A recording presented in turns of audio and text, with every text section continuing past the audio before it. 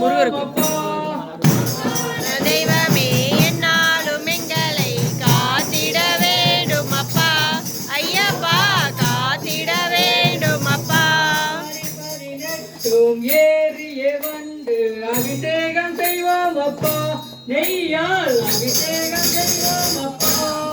உன்னான தெய்வமே என்னாலும் எங்களை காத்திட வேண்டும் அப்பா ஐயப்பா காத்திட வேண்டும் அப்பா